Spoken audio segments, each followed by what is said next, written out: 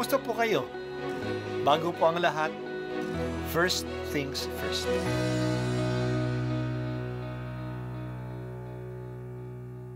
Good morning po. Sinisimulan po natin ngayon ang first things first. At dito po, tinatalakay natin sa unang bahagi ng umaga natin ay ang first readings na binabasa po sa banal na misa. Ito pong tinatalakay natin kasi madalas po marami na tayong alam tungkol sa gospel readings. Pero konti po ang nagsasalita sa first readings. Pero ang first readings, bahagi din po yan ng Biblia, ng banal na kasulatan. Kaya susubaybayan po natin ang mga first readings, basahin po natin at kuminsan kailangan ng basahin ng 2 o 3 beses bago maintindihan kasi hindi po tayo familiar sa mga istorya at sa mga kaisipan na tinatalakay dito. Ang pagbasa mula sa aklat ni Propeta Jonas. Sinabi uli ng Panginoon kay Jonas, "Pumunta ka sa lungsod ng Ninive at ipahayag mo ang mga ipinasasabi ko sa iyo." Nagpunta nga si Jonas sa Ninive. Malaki ang lungsod na ito. Naabuti ng 3 araw kung lalakaring pabagtas. Siya'y pumasok sa lungsod. Pagkaraan ng maghapong paglalakad, malakas niyang ipinahayag, "Gugunawin ang Ninive." Pagkaraan ng 40 araw, naniwala ang mga taga roon sa pahayag na ito mula sa Diyos. Kaya nag-ayuno sila at nagdamit ng sako bilang tanda ng lubos na pagsisisi at pagtalikod sa kanilang mga kasalanan. Nang mabalitaan ito ng hari ng Ninive, bumaba siya sa kanyang trono, naghubad ng balabal, nagdamit din ng sako at naupo sa abo. At ipinasabi niya sa mga taga Ninive, "Ito'y utos ng hari at ng kanyang mga pinuno. Walang kakain isa man, wala ring iinom, maging tao o hayop. Lahat ng tao at hayop ay magdamit ng sako. Taimtim na manalangin sa Diyos ang bawat isa. Pagsisihan ng lahat ang nagawa nilang kasalanan at talikdan ng masasamang pamumuhay. Baka sa paraang ito'y mapawi ang galit ng Diyos. Magbago siya ng kanyang pasya at hindi na ituloy ang balak na paglipol sa atin.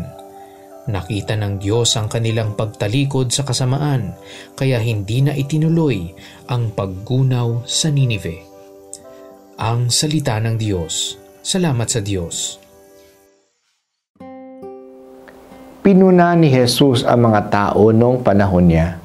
Sabi niya sa kanila na hahatulan sila ng mga taga Ninive kasi ang mga taga roon ay nakinig sa pahayag ni Jonas at nagsisi sila, pero hindi sila nakinig sa salita ni Jesus na mas dakila pa kaysa kay Propeta Jonas. Napakinggan natin ngayon ang pangyayaring ito sa ating pagbasa. Paano nakinig ang mga taga Ninive kay Jonas? Ang Ninive ay ang capital city ng Assyrian Empire. Napakalupit ang mga Assyrians. Galit na galit ang mga Hudyo sa kanila. Sinira nila ang lungsod ng Samaria, binihag ang 10 tribu ng kaharian ng Israel at ipinatapon sa iba't ibang sulok ng Assyrian Empire. Kaya nawala ang 10 tribes of Israel. Kaya ayaw ni Propeta Jonas na manawagan ng pagsisisi sa Ninive kasi gusto niya na masira ito. Mahigpit na kaaway nila ang mga Assyrians. Pero napilitan si Propeta Jonas. But he did it half-heartedly. Hindi nga niya binagtas ang buong lungsod. Kailangan na 3 araw ng paglalakad upang matawid ang lungsod. Napakalaki ang lungsod. 1 araw lang lumakad si Jonas. Ang kanyang message ay hindi nagbibigay ng pag-asa. Sisirain ang Ninive pagkaraan ng 40 araw. Walang pag-asa. Kahit na unwilling si Jonas sa kanyang preaching, nakinig ang lahat. Mula sa hari hanggang sa mga hayop. Nagsisi sila. nag-ayuno, nagsuot ng sako, nagpenitensya, nagbabakasakali lang sila na magbago ang pasya ng Diyos sa kanila, na hindi sila gugunawin. Ganun nga ang nangyari. Mahabagin ng Diyos, kahit na sa mga kaaway at ng api sa kanyang bayan, hindi niya itinuloy na sirain ang lungsod. Ang Diyos ay talagang mahabagin. Kaunting pagsisikap lang na magbago ay napapansin na ng Diyos. May mga taong malakas magpuna sa mga huli na dumating sa misa, na mga nasa labas lang sa simbahan nagsisimba, na mga saglit lang dumaan sa simbahan. Pinupuna, kinikriticize ito ng mga tao. Iba ang Diyos. Any small effort that we do to draw close to God is valuable to Him. Tulad siya ng isang magulang na natutuwa sa maliliit at mababagal na hakbang ng kanyang baby. Many times, we make baby steps to God. He appreciates it. Ganun din ang pagsisisi natin. Mahalaga yan sa ating amang mapagmahal. Kaya ngayong Kwaresma, sikapin nating humakbang patungo sa Diyos.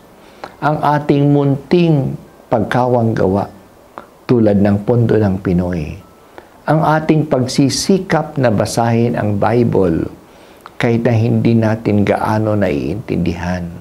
Ang ating pautal-utal na dasal, ang lahat ng yan ay napapansin ng Diyos at siya ay natutuwa. Kung natutuwa na ang Diyos sa kaunting pagsisikap ng tao, ano pa kaya ng lubos nating paglapit sa Kanya? Open-handed siya. Open-handedly, He will surely receive us. Tulad ng sinabi ng hari ng Ninive, huwag po sinyon sana kaming, tulad ng sinabi ng hari ng Ninive, huwag po sana kaming magsawa na magsisi, magpenitensya at magdasal.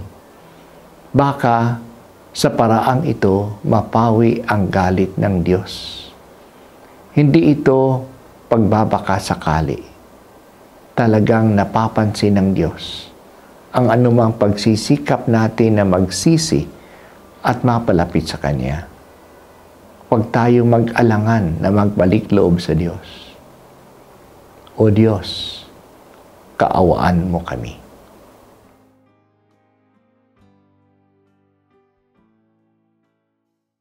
At ako po ay si Bishop Broderick Pabilio dito sa First Things First.